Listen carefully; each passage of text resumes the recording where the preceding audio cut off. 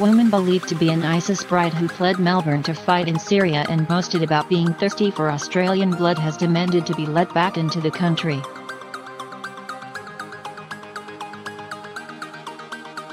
Sarah Duman left Melbourne aged 19 to join the terror group in 2014, but is now thought to be in a Syrian refugee camp, desperate to come home.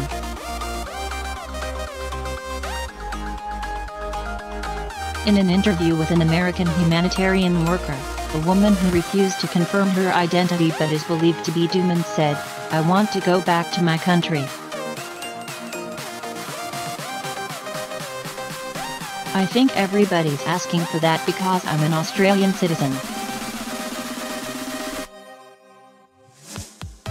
The mother of 2 young children said she understood Australians would be angry with her but insisted, "My kids have a right to be treated like normal kids."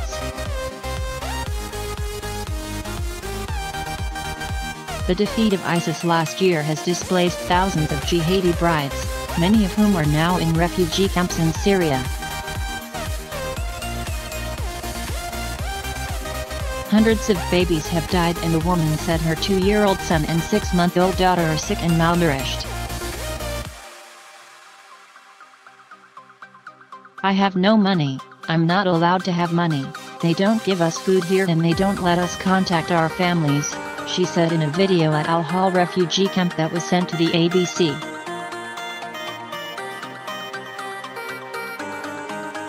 "I understand the anger that they have towards a lot of us here, but the kids don't need to suffer." The woman, 24, claimed she has been trying to leave ISIS for 2 years but could not because she had no money and would get killed if she were caught.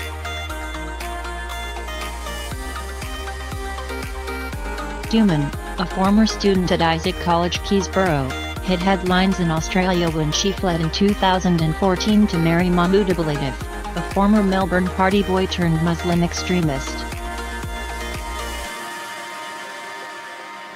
Her father, Davat Duman, said his daughter, who became a successful ISIS recruiter, had been brainwashed and that he desperately wanted her home.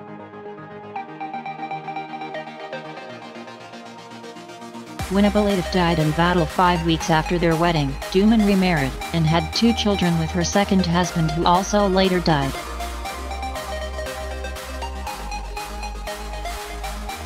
In 2015, a Twitter account believed to be run by her under the name Abdulatif showed pictures of ISIS women carrying assault rifles and standing next to luxury cars.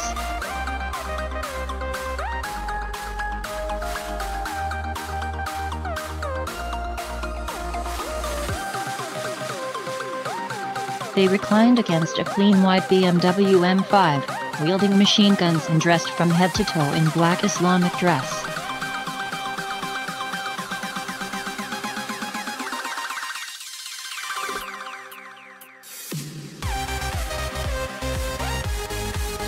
From the land down under, to the land of Caliphate. That's the Aussie spirit.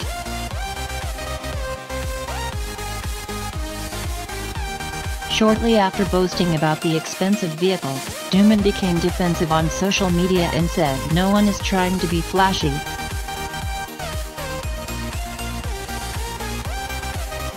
The M5 was driven here from France, sick, and is meant to be sold here.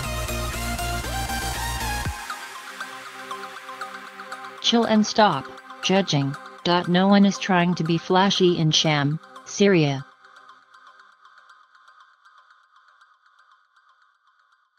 The account also featured pictures of so-called playboy jihadi Abdulatif in which she described him as her beautiful husband. Daily Mail Australia reported in January 2015 that Duman congratulated her late partner for his death after he was killed.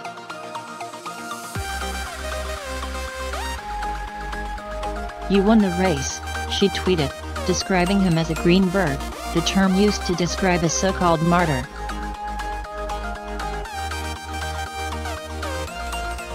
In other tweets, Duman called for violence against Kafirs or non-Muslims. "Stab them and poison them. Poison your teachers, go to harem restaurants and poison the food in large quantities, she wrote.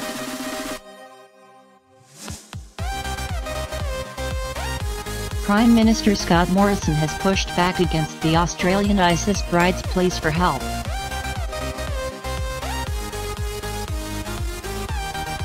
Mr. Morrison declared he would not put any Australians at risk by helping homegrown extremists wanting to come home from the Middle East.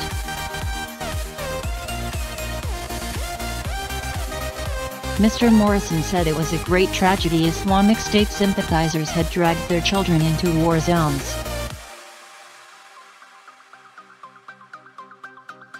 They have placed their children in this horrendous position, he told reporters in Melbourne on Thursday. They have to take responsibility for those decisions to join up with terrorists who are fighting Australia. I think the children are innocent victims in the terrorist acts of their parents, Mr. Morrison said.